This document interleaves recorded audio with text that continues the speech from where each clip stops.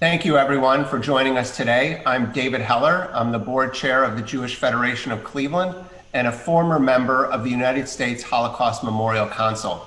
On behalf of Governor DeWine, Lieutenant Governor John Husted, it's my privilege to welcome you to the 41st Annual Governor's Holocaust Commemoration Program. This is the second commemoration program that we will host in a virtual setting. Our thoughts and prayers are with those who have suffered during this pandemic and have been affected by COVID-19.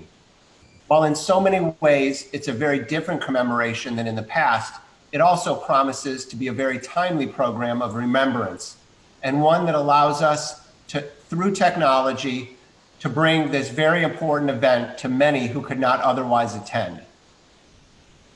The misuse of Holocaust terminology and Holocaust imagery, Holocaust denial, and the surge in anti-Semitism, hate, and racism, as well as spiking levels of threats and attacks on Jews and other minorities across the globe, makes today's event all the more critical. Since the last time we met to commemorate the Nazis' attempt at genocide and their persecution and murder of millions, there have been anti-Semitic attacks across the nation and throughout the world, including incidents right here in Ohio within the last 2 weeks. We would now like to recognize the Holocaust survivors and liberators and children of survivors and liberators in attendance today.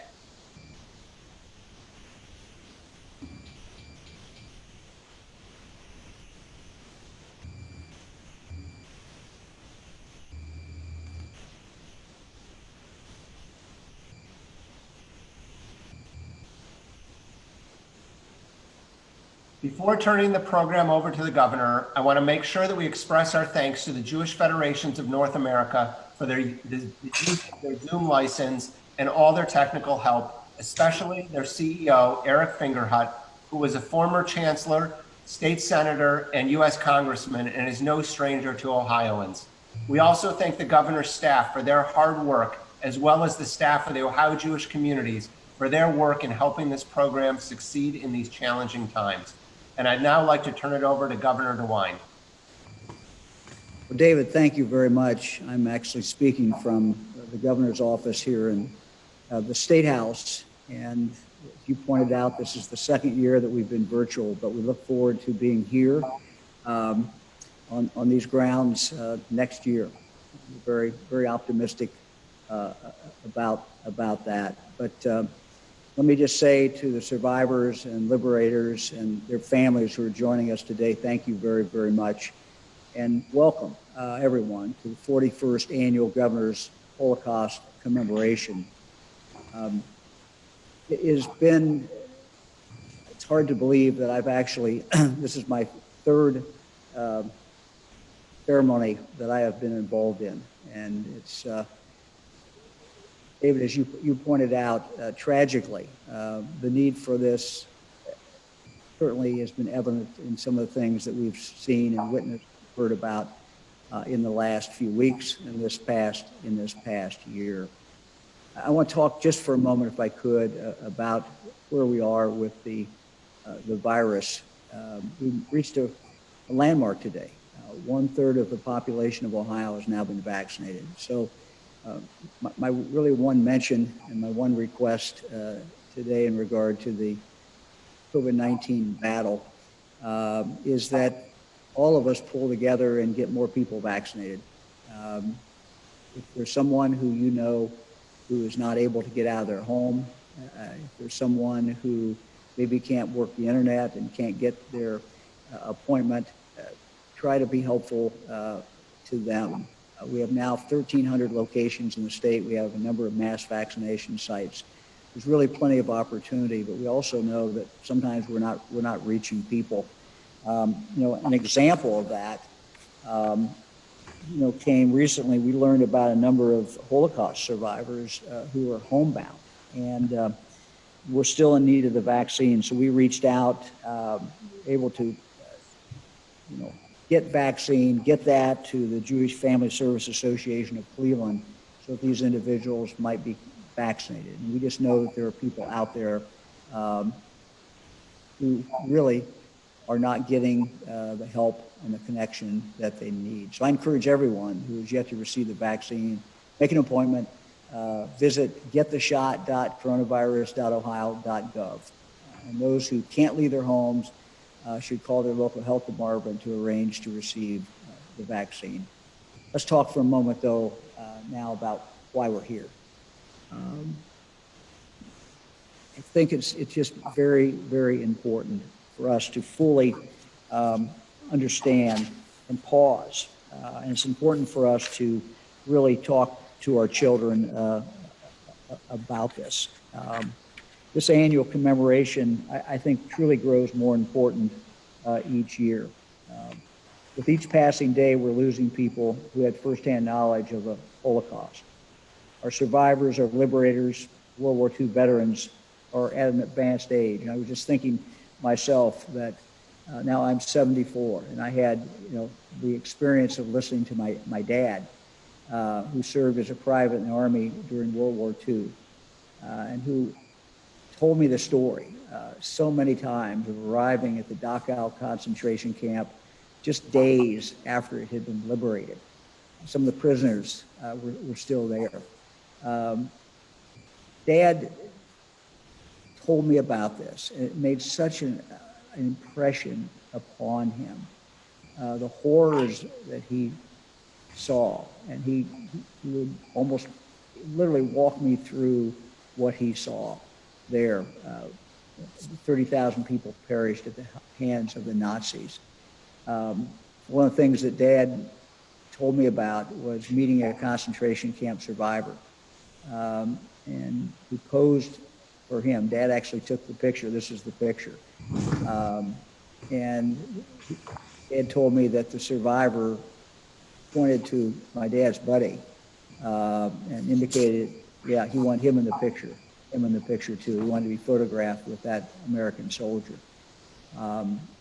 But Dad's detail about what happened and what he saw, and it was just so fresh when he got there, is just something that I will remember the rest of my life. I've tried to pass it on to my children, but we know that this is a challenge as we get further and further away from the actual Holocaust, and more survivors and more people who witnessed it, who saw it, are now gone. David, as you pointed out, unfortunately, discrimination, hostility are ongoing. We see it at home, we see it abroad. People are singled out for their race, their religion, their nationality, their class, gender, age, other status. The Ohio Holocaust and Liberators Memorial, which was placed on the State House grounds in 2014, certainly serves as a reminder to condemn discrimination, hate. For Ohioans, it should represent the millions of voices who were silenced by the Holocaust. And we should thank the brave men and women of Ohio who were involved in liberating the oppressed, fought for human freedom during the Second World War. We must always be on the lookout for any discrimination and do everything that we can to stop it. And as I said, we must educate our young people, future generations, for me, my grandchildren, about the Holocaust and how it was the pinnacle of evil that no other event can really compare to. On any given day, we see, we hear, and watch on the internet, people making ignorant statements, particularly on social media, to try to grab attention. They say something is like the Holocaust or like Nazi Germany.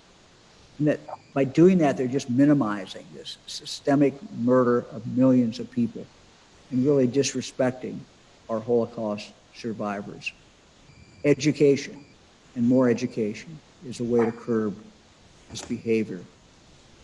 In December, as part of the Capitol bill, I signed into law a bill by Senator Michael Rulli to create the Holocaust and Genocide Memorial and Education Commission to help cultivate knowledge and understanding about the Holocaust. This is a 12-member commission that will promote public awareness of issues relating to the Holocaust and Genocide Memorial and education by gathering and disseminating Holocaust information, making the stories of genocide survivors and liberators more accessible for educational purposes, providing resources to schools, promoting public awareness of issues relating to the Holocaust, and also partnering with public and private organizations that serve Holocaust and genocide survivors, veterans, liberators.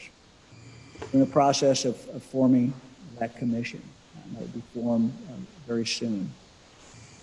In the meantime, I think the most significant information we receive today will be from our Holocaust survivors, Al Miller, Camp Liberator Robert Coyne, who will offer us so much to enlighten us about their personal experiences. We thank them for doing that today.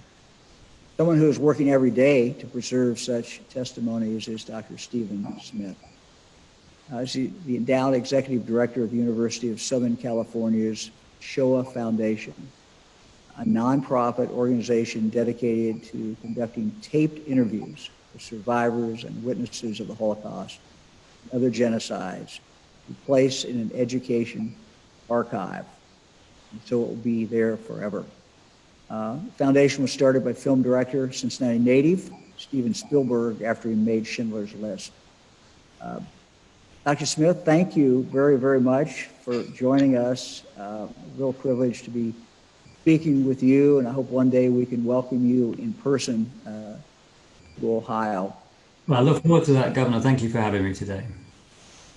Doctor, you've been such a leader in Holocaust education, first in the United Kingdom, now at the University of Southern California Shoah Foundation. We're just getting started, as I said, with the new statewide Holocaust and Genocide Memorial and Education Commission. Given your experience, what makes Holocaust and Genocide education initiatives successful? What actually works, and what should we maybe look out for to not do as we approach this? Well, I think, Governor, you started from a really important point today, that those personal memories, the memory you have of your father telling you about the survivor that he met, the memories of the Holocaust survivors, and I thank you all for being on today, those who are Holocaust survivors and your families, because it's your memories that are the root of everything.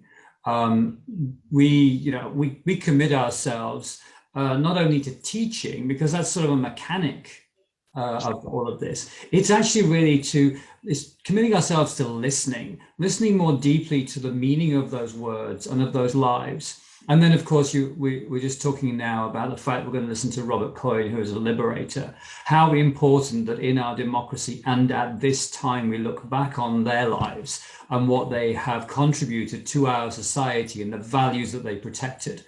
So I think, in a sense, the root of all of this is if we listen to those stories and we strive for the values of our society, then the structures that we build, and it's so amazing that you have this commission, Governor, and thanks to Senator Rulli for bringing that bill and making sure that this is brought to your attention and our attention, because that's the way then we structure and make more systemic the teaching of the Holocaust and bringing those stories to life in our classrooms and giving them meaning for this generation.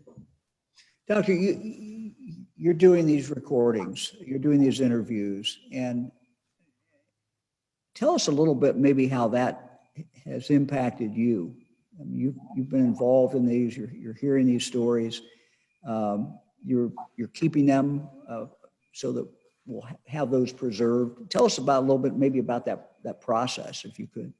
Yeah, well, I grew up in the United Kingdom in a mining village. My father was a Methodist minister. My mother was a religious education teacher. I didn't meet a single Jewish person until I was 14 years old.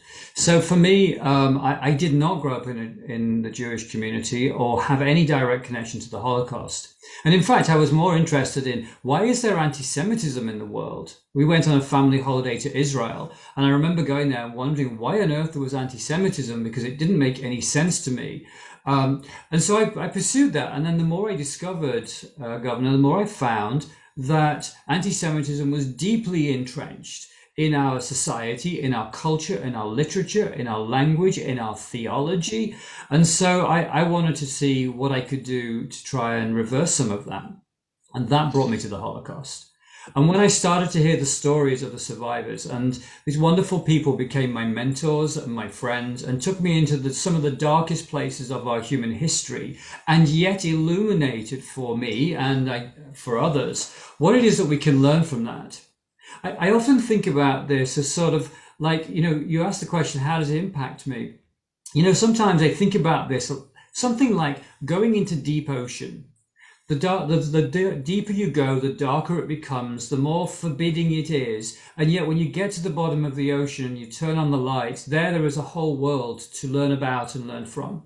And in a sense, going to the Holocaust, we go into a world which is not our own. Only the survivors really know what that place was like. And yet they give us a guide, and they show us through their resilience and their tenacity and their ability to rebuild their lives and create value for our society, what we can do. And so at times, I've been pretty despairing. I've heard stories that have left me, in a very low place.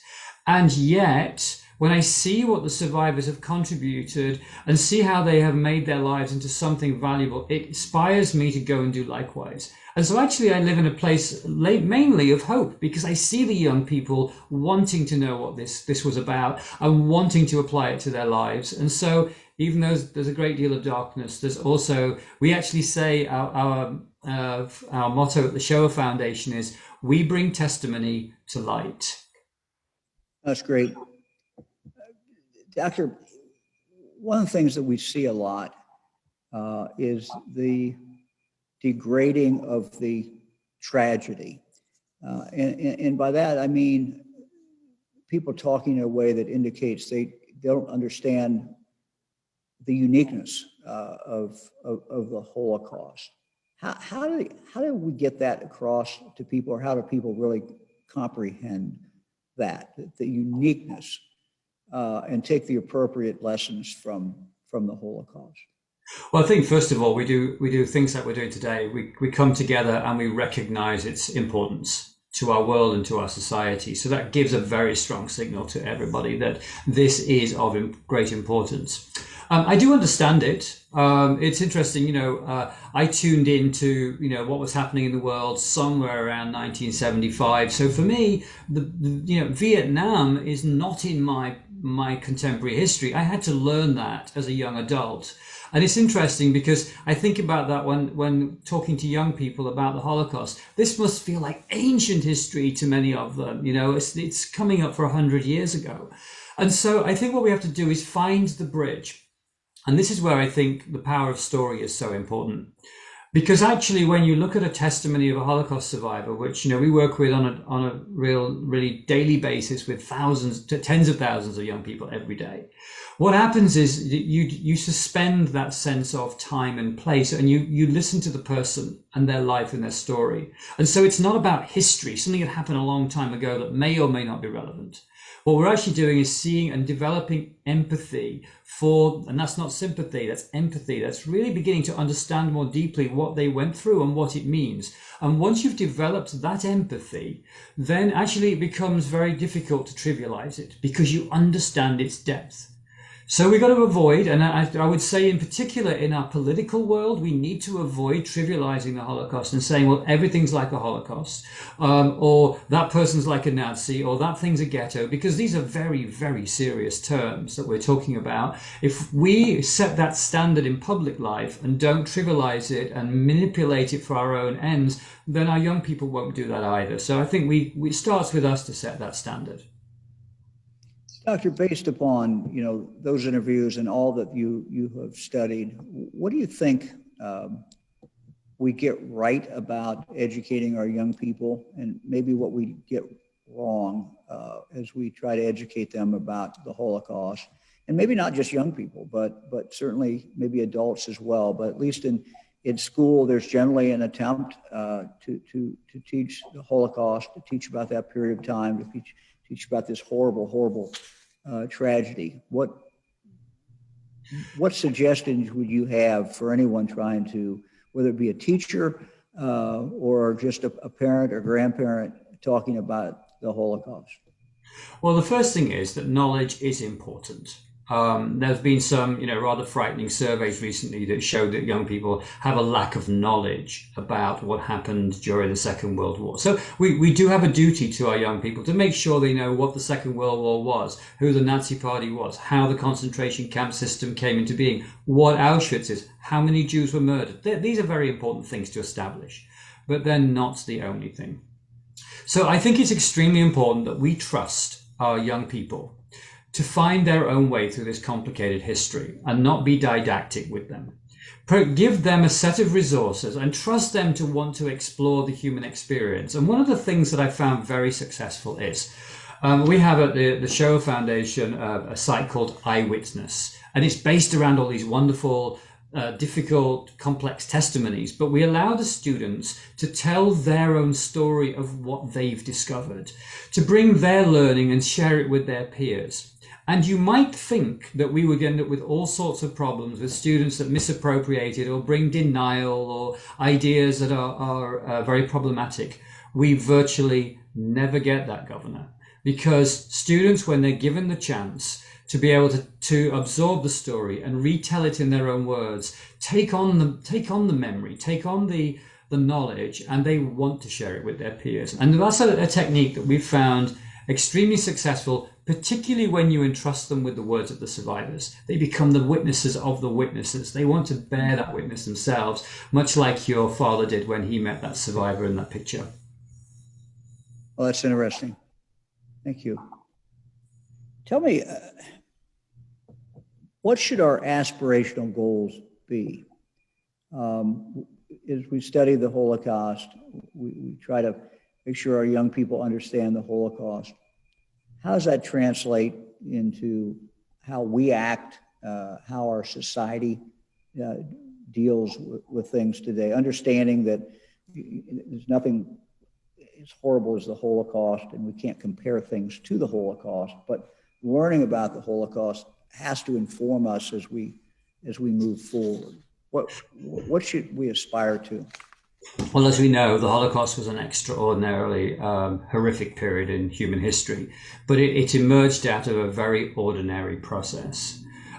People went to the polls in Weimar, Germany, and they made a decision about who they were going to vote for, and a majority of them voted for Hitler. Democracy brought Hitler into power. It was fraught, it was difficult, it was, a difficult political process, but nevertheless, ultimately 32% of the German population voted for him. So democracy's got to be right forefront in our minds. Learning political literacy, making good choices has got to be high on the agenda, because had those choices been better, we wouldn't have had a Hitler and we wouldn't have had a Holocaust. So let's not underestimate what we learned from that. Then when you look at what happened in Nazi Germany, long before there were gas chambers and mass shootings, there was a process of instigating laws. Nearly 2,000 laws, Governor, in total over the 12 years were instigated against the Jews. It was, by that time, of course, a totalitarian state. Nevertheless, it was implemented by organs of state. So we have to be really alert to what are the decisions we're making and what are the implications. And then there's the whole thing about society. Jews were outcasts in their own society in Germany and right across Europe.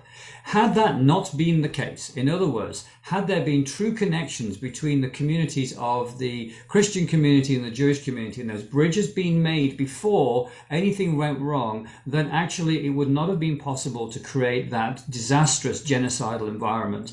Those connections were not there, and they were not deep enough to withstand the what was the onslaught of National Socialism. So I think it's not what we do during a crisis, it's how we are prepared as a society long before there is a crisis, because that prevents it actually happening in the first place. The final thing I'll say is this: we have responsibility for one another. I love the fact, for example, that your two museums in Ohio, the Nancy and David Wolf Center in Cincinnati and the Maltz Museum in Cleveland, Ohio, work at grassroots level with across the communities, and even having their title, the title of humanity, that it's not just about the past, it's about who we are today and how we convene in our spaces people from all sides of our society. And if we do that at grassroots level, we are going to be putting up that moat around ourselves that will protect us from those hateful and disastrous processes that could lead to violence. Doctor, thank you very much. You're very kind with your time and very so very, very insightful. It's been very, Thank you, Governor. And very this helpful. it's so special that you do this every Yom HaShoah, not only for the Jewish community, of course, but for all of us, because this message, of course, is for our entire world. So thank you so much. Thank you, Doctor. David, I'll turn it back to you. Thank you, Governor, and thank you, Dr. Smith. It was a pleasure having you with us today. And right now, we're going to turn to the Holocaust and Humanities Center for a walkthrough with its CEO, Sarah Weiss, and Holocaust survivor, Dr. Al Miller. Good afternoon. I'm David Wise, Board Chair of the Nancy and David Wolf Holocaust and Humanities Center, and I welcome you to Union Terminal. Today, we're here to commemorate Yom HaShoah, Holocaust Remembrance Day, when we remember the 6 million who died in the Holocaust and honor those who survived. I'm standing in the concourse where Holocaust survivors from Cincinnati took their very first steps to rebuilding their lives. In the 1930s and 1940s, this was one of the busiest train stations in the nation, with 1 in 5 U.S. service personnel passing through to get to their various posts. At our entrance, you can see sculptures that represent some of the people who passed through here today. And now we will meet one of them, Dr. Al Miller, who as a young man escaped with his parents from Germany to the U.S. The Holocaust in Germany began with a monumental absurdity consisting of just 5 words. The Jews are our misfortune. The Jews are our misfortune, 5 words. You heard that over and over and over. Eventually, those 5 words were elaborated on and explained and turned around and interpreted until it became the truth. Any lie can become the truth if it is not contradicted by anybody. And those 5 words were accepted because nobody spoke in opposition to that, not a person.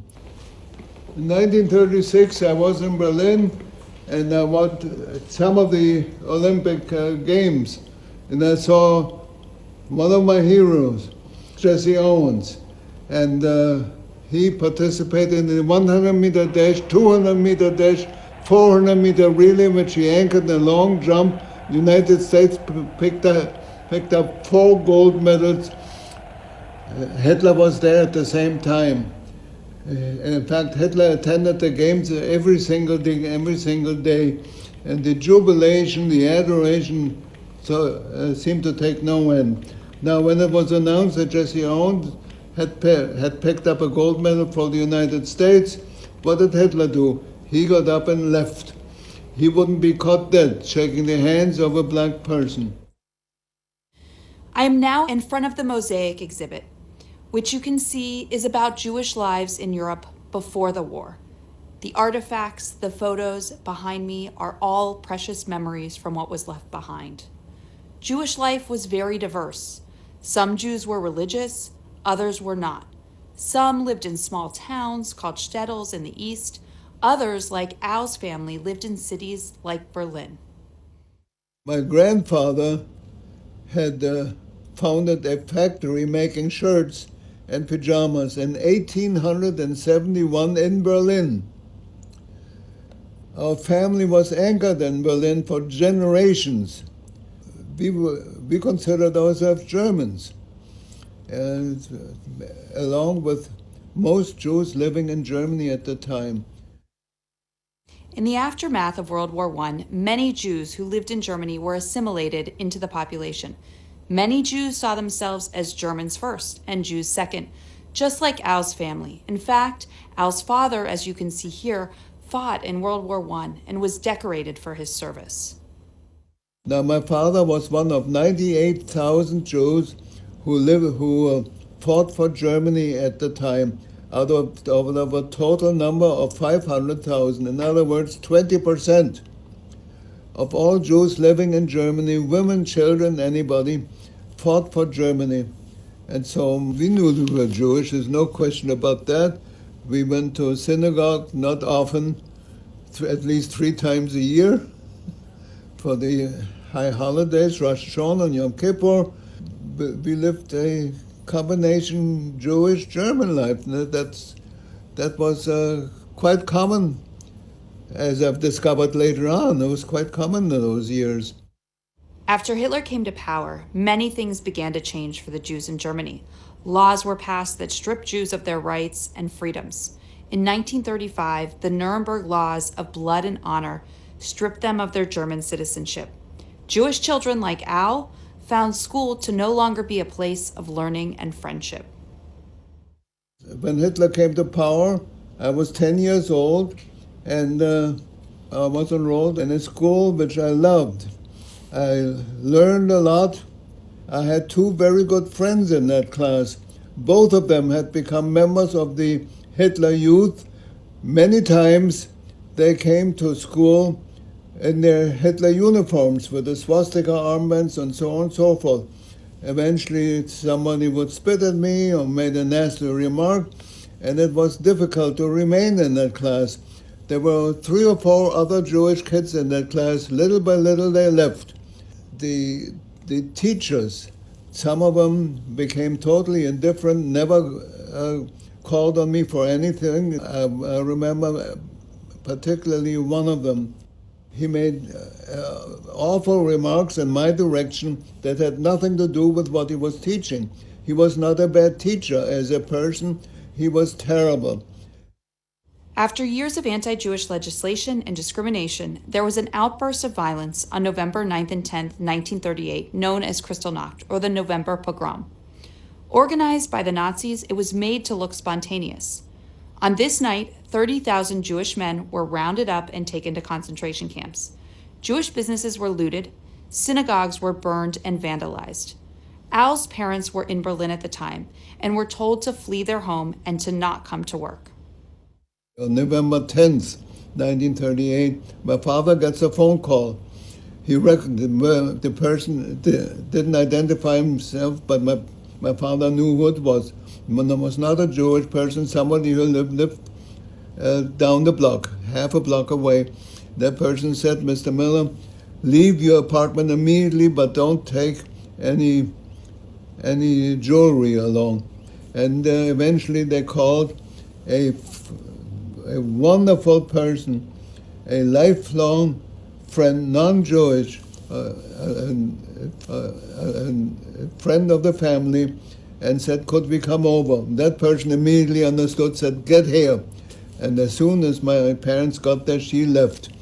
It would have been very dangerous for that person if somebody had suspected that she was harboring some Jews in her apartment. After Kristallnacht, Jews realized there was no place for them in Germany anymore. Al's parents immediately decided they needed to leave. It was not easy for Jews to get out. You needed papers, visas, passports, and sponsorship. There were immigration quotas in the US and in British-mandated Palestine, and Germany also required an immense amount of paperwork, money, and forfeiture of homes and businesses. Al's mother was vigilant in her search for passage out of Germany. My mother had the job to find a country that would accept them. Well, good luck with that one. She discovered she couldn't even get to the receptionist in any of the consulates. And then a miracle happened. There were several miracles that saved my family. This is one of them. My mother gets a postcard, an open postcard from somebody who had already made it to, was it Holland or Belgium? I think Belgium. That card said, "Go to Mrs. So-and-so, whatever her name was, in the Belgian consulate, and give a best regard from Herbert, whoever Herbert was."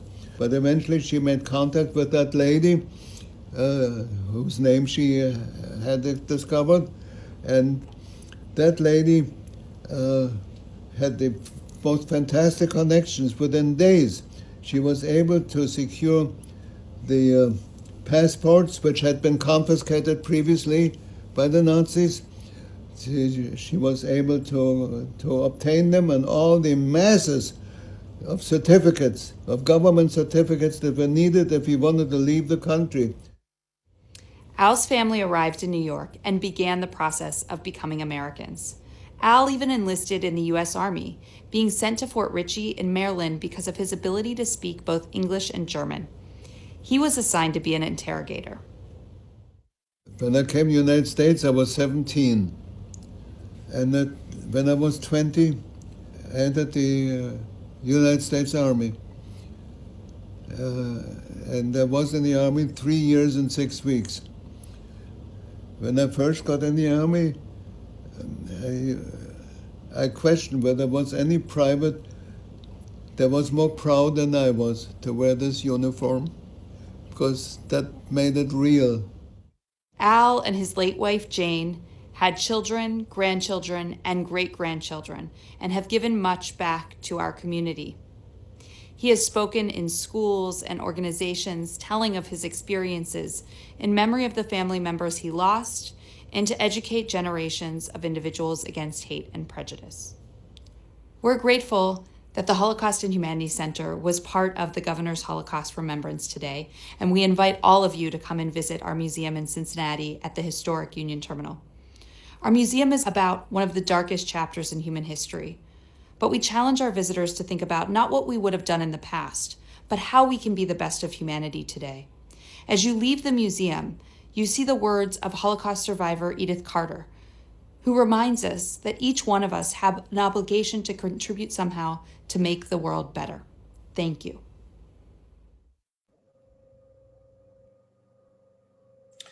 Sarah and Al, thank you so much for that very interesting walkthrough of the museum. And we want to express our condolences to Al, who lost his wife, as you mentioned, to COVID-19. And Al was sick as well with COVID, but has successfully recovered. We extend our condolences to the entire Miller family, and want to thank Al and Sarah for being with us today. Now we're going to transition to a conversation with General Deborah Ashenhurst, who is the director of the Ohio Veterans Services, along with Liberator Robert Coyne.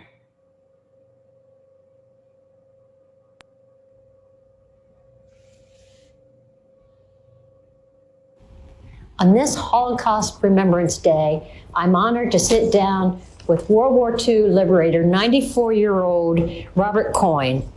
You are a veteran of the greatest generation. Beg your pardon? You are a veteran of the greatest generation. I thought that's what you said. How did you end up involved in joining the military and involved in this war effort? We were shipped overseas on the Queen Mary, and it was one of the fastest trips. At least they said that, because they were unescorted. It also was the largest group in any trip that went over.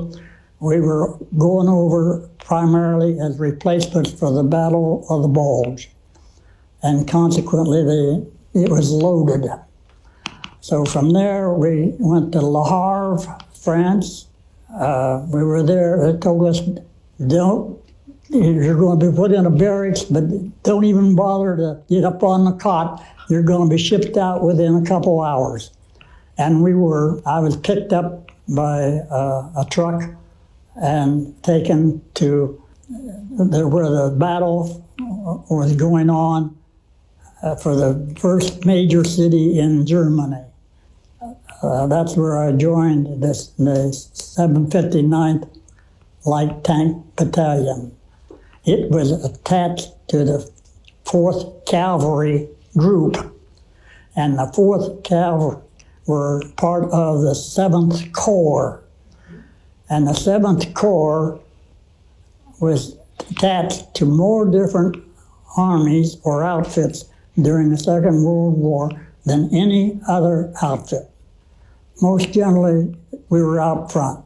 And what's kind of interesting, and I didn't know at the time, but until research after I came home for over the years, I don't remember the exact number, but I think it was 64 M4 light tanks made at Lima, Ohio. Oh my goodness, little tidbits we won't get unless people like you tell us about it. That's awesome. Okay. You were amongst the first Americans to come upon a Nazi concentration camp.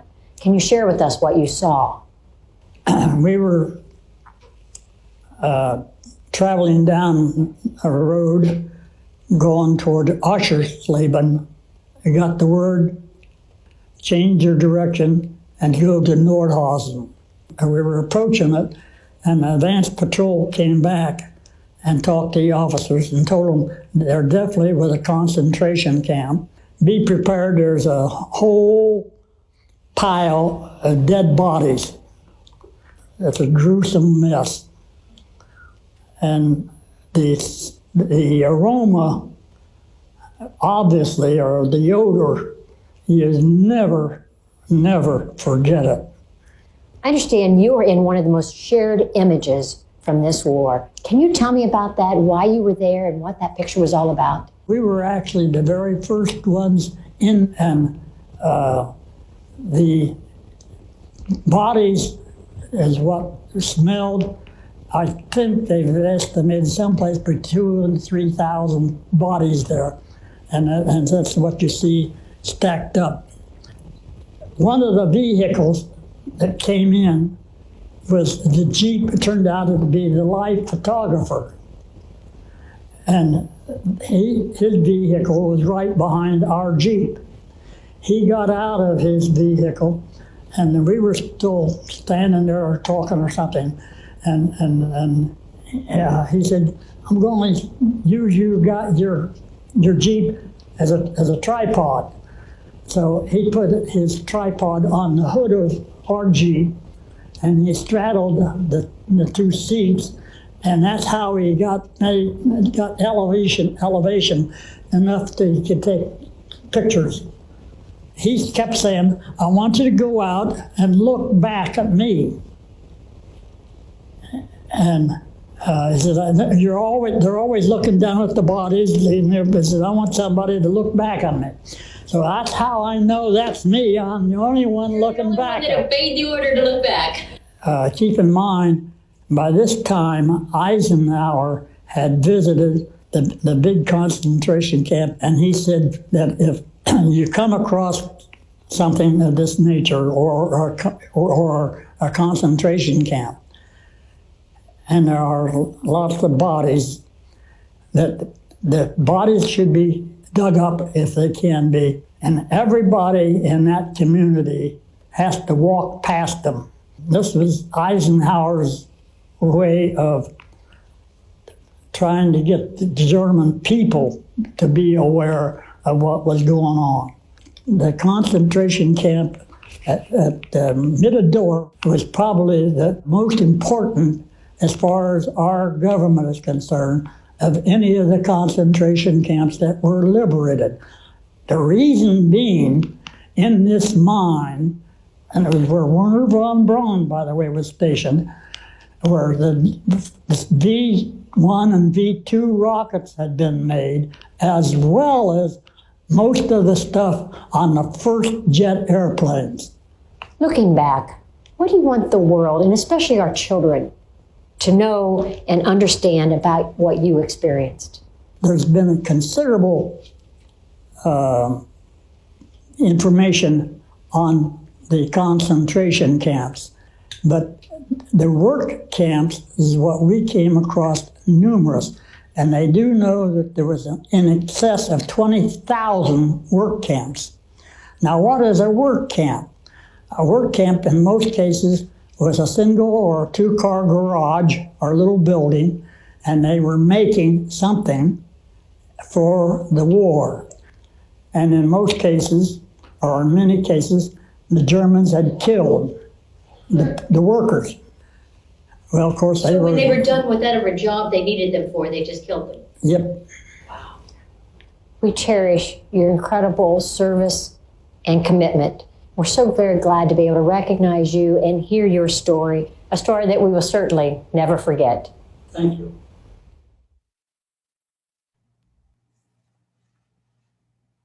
I want to thank General Ashenhurst and Liberator Robert Coyne for sharing that very interesting stories with us, very important stories with us that we all need to learn and need to share within our community. Now I call on House Speaker Robert Cupp.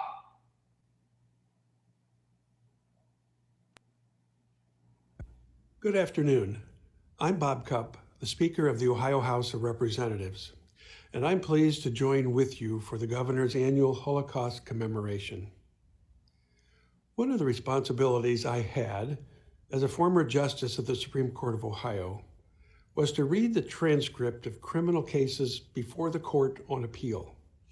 Far too often, the facts involved unspeakable cruelty inflicted by one human being on another. Some were so appalling that it was almost impossible to believe that one person could act with such depravity. On a personal visit to Israel in 2009 with my wife, we made a visit to Yad Vashem. As we made our way through the Remembrance Center with its multimedia exhibits, it was like seeing the individual acts of cruelty in my court cases systematically multiplied by 6 million.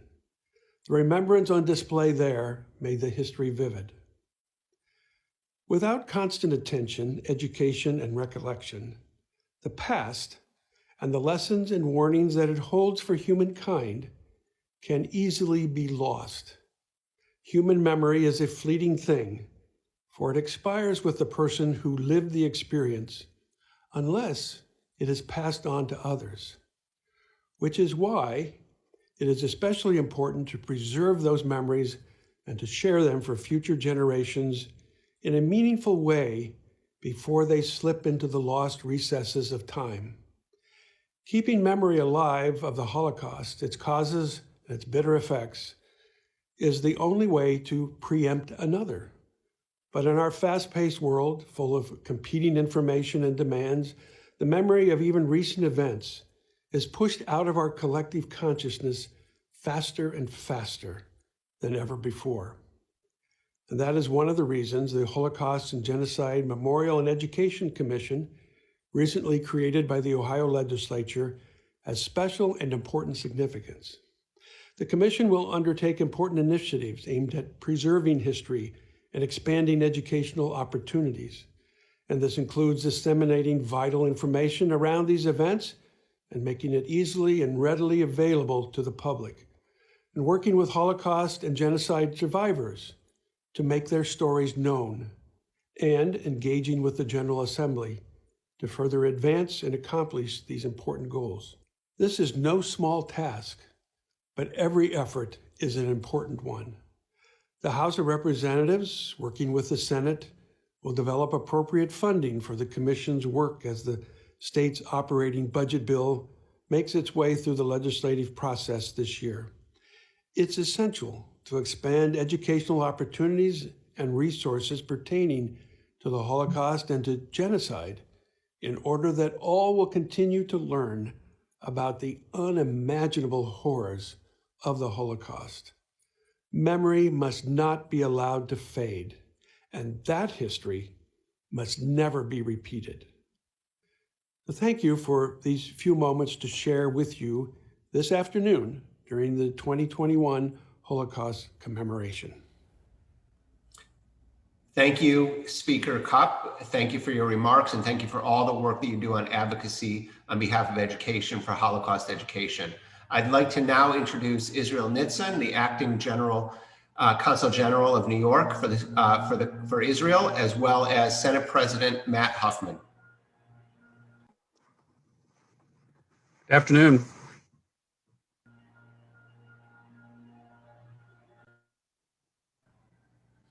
Consul General, you're on mute. Good afternoon.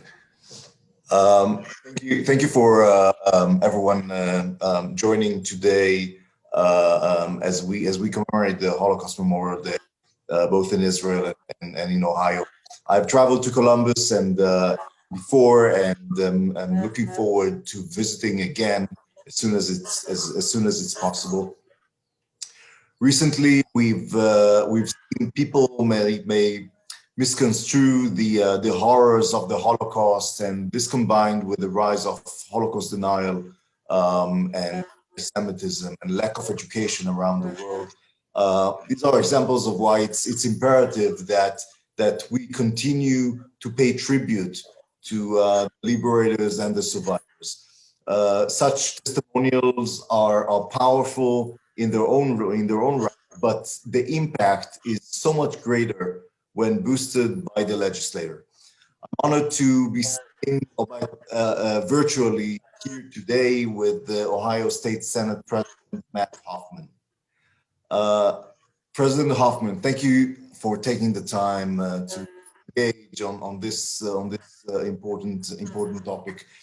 As you're likely aware, the campaign against Jews and other minority groups in Nazi Germany did not spontaneously arise, but instead grew out of legitimized disenfranchisement and discrimination. How do you see the Ohio General Assembly's role in building upon the power of the state's House Holocaust and Liberators Memorial to help ensure that we understand the lessons of the Holocaust, especially to those of us in public service? Well, first of all, thanks very much for inviting me to be part of the program today, and thank the governor and all those involved in the planning of this. And Consul General, you asked an excellent question. This is one of the bases for the formation of the commission that was sponsored, a bill sponsored by my friend and colleague, Michael Ruley of Youngstown. Speaker Cobb made reference to the fact that we not only have of course created the commission, but we need to fund it, and we need to make sure that the education efforts are robust. It's been said of soldiers and others that there's two times when they die. One is when they meet their fate on the battlefield or elsewhere, and the second time is when they're forgotten. And that sentiment, that thought is so much more crucial to the issue that we're talking about today, because we know that it's capable for this Holocaust, this awful event to be repeated. And so it's not just a historical review. It is an active, ongoing mission. And I think that the General Assembly in Ohio is maybe one of those institutions that's uniquely situated, along with others, of course, because of the diversity of our state and the wealth of knowledge among our population in regarding this issue, and the two fine museums that we have in the state. So continuing to fund those and encouraging education will be the mission of the General Assembly. Thank you, President Hoffman. I agree with you that education is our most effective method to combat mischaracterization and ignorance, of course, anti-Semitism. And yes, we have a moral responsibility to the phrase "never again," and in Holocaust education is critical to preventing the spread of hate. Your involvement with the passing of the Ohio Holocaust Genocide Memorial and Education Commission and co-sponsorship of legislation prove your commitment to this fight, and we appreciate it. And I'm happy to say that Ohio is now the 15th state, among one of the 15 states with such a commission. How will you help this commission succeed in its mission, and what does this mission mean to you, President? Well, my daughter lives in Lower Manhattan, and one of the things I get to do when we go to visit is strike out on my own from time to time and walk and see the various museums. And for those of you who know the Battery Park area, you know the wonderful living Holocaust Museum that is right there on the southern tip of Manhattan Island. And I did know that it was there. I happened upon it one day. And, I happened to be lucky enough to see that and further educate myself. but many Ohioans don't because of their particular communities. Everyone knows maybe about their immediate family history. They know about the things that are taught in schools, some more than others. And you know, you have the two wonderful museums, including the Wolf Museum that we just saw here in Cincinnati. But that educational effort has to be throughout all 88 counties and throughout our school district. It has to be part of it can happen through the commission, but it should also happen through the State Board of Education. I was very happy when we formed the commission, but certainly the mission is not complete. Well, thank you very much, President Hoffman. As we just saw from Mr. Coyne, eyewitness testimony is essential to Holocaust education. As survivors age, and we rely increasingly on other educational initiatives, such as through in Israel, Yad Vashem, the Yad Vashem Institute in Jerusalem, or other organizations to tell the story of the survivors. Education is obviously important, but we must record these stories for posterity. Can we do, from your point of view, what can we do in the near future to ensure we record these stories and continue sharing survivor testimony? Well, I think some of the, as I mentioned, the museum in New York might be a model, although it looks like we've done an excellent job in Ohio already. But the individual stories are known, of course, to the folks who were there, but many of whom are no longer with us, but their families are. Their children, their grandchildren, their great-grandchildren.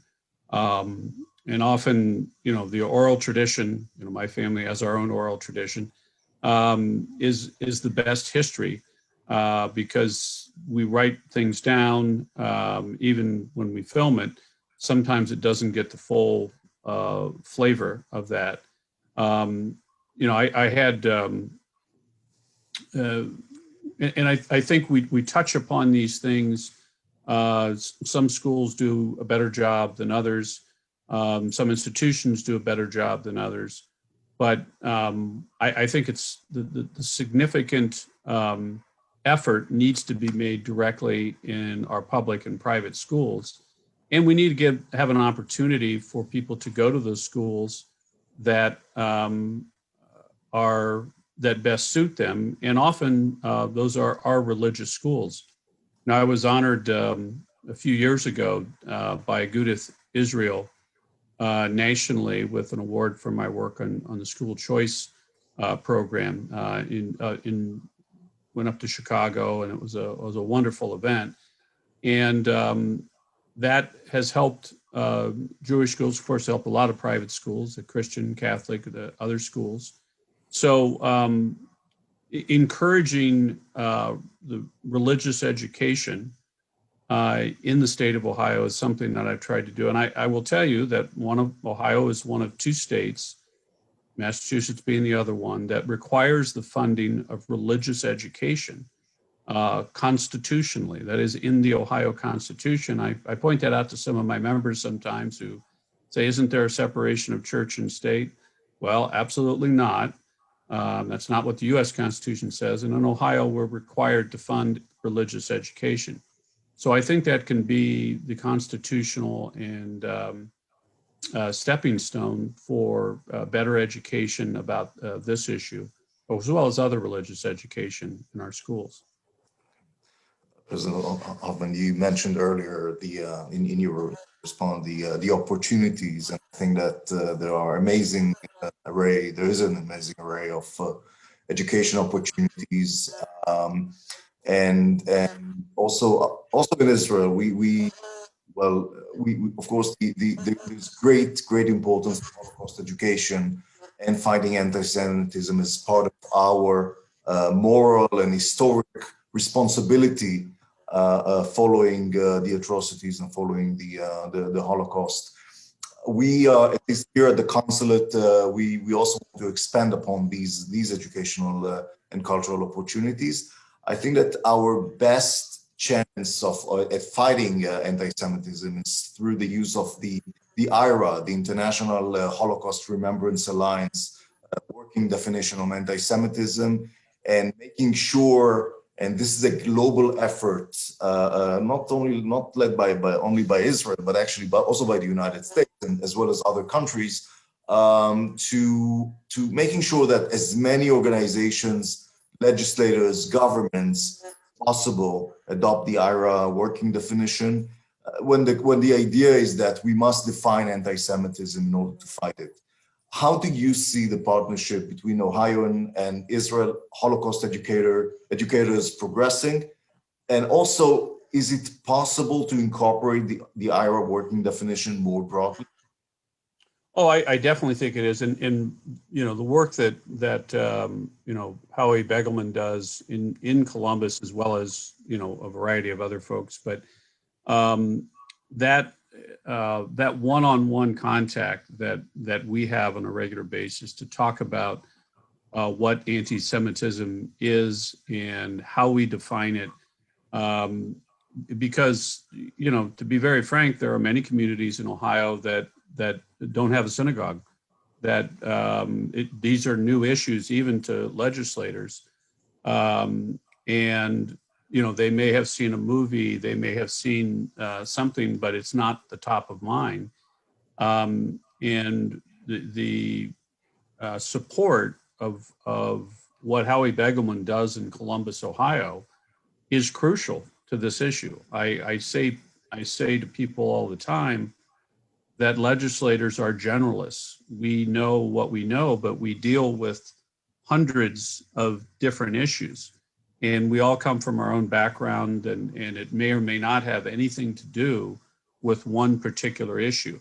So I think, and I've known Howie since I started in the General Assembly a few years ago, but supporting that and allowing those groups to do their work. And then when you create acolytes like Governor Mike DeWine and Speaker Cupp and myself, and I should add Minority Leader Kenny Yuko and Amelia Sykes and other legislative leaders who've been here and know what this is about. That helps broaden that further. But there are always new people who don't know. It never is going to stop. The effort and the mission must always go forward. You know, if nothing else, there are term limits, and there's always a new group of legislators coming in who haven't been educated, who really don't know about this issue. So, you know, I'm going to continue to, you know, work with Howie and the other folks in his organization and Governor DeWine. And I think this commission will be the next step towards the educational effort. President Hoffman, one thing that I think that we share your appreciation to the work of Howie Begelman, and we constantly appreciate his friendship and his commitment and his work for Ohio and the Jewish community, and as well as his commitment to the relationship with Israel, and we appreciate it very much. And I also wanted to thank you, Senate President Hoffman. Thank you so much for this engaging conversation on this very critical issue. I think that together we are committed to ensuring never again is never again, and it rings true throughout the world. So thank you very much. Thanks. I'm honored to be included. Thank you very much. I appreciate it. Thank you. Consul General and Senate President Hoffman, thank you very much for that engaging conversation. And thank you, Senate President Hoffman, for your dedication to the education on the Holocaust and how critically important you feel it is, and how you're able to share that from the seat that you sit in to make sure that that's shared throughout your colleagues in the House and the Senate. And it's much appreciated by our community. I want to now call on Rabbi Jason Cook from Ohio University, who is our next speaker. Thank you, David, and thank you, Governor DeWine, all of our speakers for paying such special attention to this day, Yom HaShoah. It's an honor and privilege to be speaking on such an auspicious occasion. I wonder what the psalmist had on their mind as they composed Psalm 27. You see, the world of this psalmist is dark. They seem to have much to fear. They write about being alone, besieged on all sides by enemies that would devour them. The psalmist takes refuge in a God that they cannot see. Searching for comfort, they call out, "Hear, O God, when I cry aloud. Be gracious to me and answer me." God, be gracious to us and answer us. We mark a year since we last gathered to remember those who perished in the Shoah. It has been a long year. We have spent much of it alone, surrounded by a foe that we cannot see, hear, touch, or smell. And yet we gather here together just the same. Well, not quite the same. This year, the burden of memory seems to carry extra weight. We memorialize the lives of those who perished in one of humanity's great tragedies. We lament the generations that were lost due to the unspeakable horrors that somehow human can perpetuate against human. We grieve our family members that we never got to hug, and we mourn the artists, poets, thinkers, scientists, the leaders of generations that we never got to know. God, be gracious to us and answer us. The psalmist writes, "Lecha amar libi bakshu fanai, et panecha Adonai avakesh." On your behalf, God, my heart says, seek my face. So your face, O God, I shall seek. But where shall we seek your face, God? At times it feels like you have hidden it from us all too well, but here we are seeking you nonetheless. We seek you when you remember, when our hearts are heavy with mourning and sorrow. To remember is to seek you. We seek you when we hear the stories of valiant survivors, providing us models for strength and courage.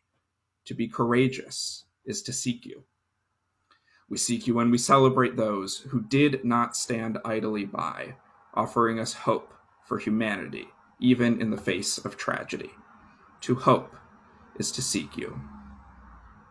The psalmist wonders if they may ever find God. They cry to the heavens, "God, hide not your face from me." But they are uncertain, and their uncertainty breeds pessimism. God seems hidden away, and the psalmist can only hope that they will see God be'eretz chaim, in the land of the living. But we are in the land of the living. The here and now, we did not perish, we live. On this day, on Yom HaShoah, we know the value of life. We look around and we see a world of budding hope. Even as we memorialize those who died in the Holocaust, we grow more and more confident in a world full of life. Our memorial facilitates our hope. And so we seek you, God. God, be gracious to us and answer us. We seek you especially in this moment on Yom HaShoah. Hear our prayers, God, our prayers of hope, of remembrance, of mourning, of strength. We pray for wisdom and forbearance for our leaders as they guide us through unprecedented times. We pray that the anger and fear in the hearts of the violent be replaced by peace. We pray that the darkness of loneliness be brightened by hope. We pray that the memories of those who have perished in the past, in the Shoah, may light the way for the present, and that in the present we might build a foundation for a bold future. God, be gracious to us and answer us. Hide not your face from us, for we will not hide ours from you. Thank you. Rabbi Yasher Koach, thank you for being with us today. Thank you for sharing. I want to thank all of our guests today. I want to thank the governor, the Senate president, the Speaker of the House, It was wonderful to have a survivor with us, to have a liberator with us, to be able to take an insight into the museum in Cincinnati, have the Consul General with us. It was a wonderful afternoon of memory, of understanding, of the importance of education, and I'm glad that everyone could be with us. As the governor said at the beginning, next year we'll be together, but one of the bright spots of doing it this way through Zoom is that we had over 750 people register for today's event. Those are phenomenal numbers. When we do it in the Capitol Rotunda or outside in front of the Holocaust Memorial, our numbers are a fraction of that. And so the ability to reach so many people throughout Ohio today and throughout the world today through this technology has been a real blessing, so that we can keep the memory alive, keep the education alive. This completes and concludes the program, and I want to thank everyone for being with us today.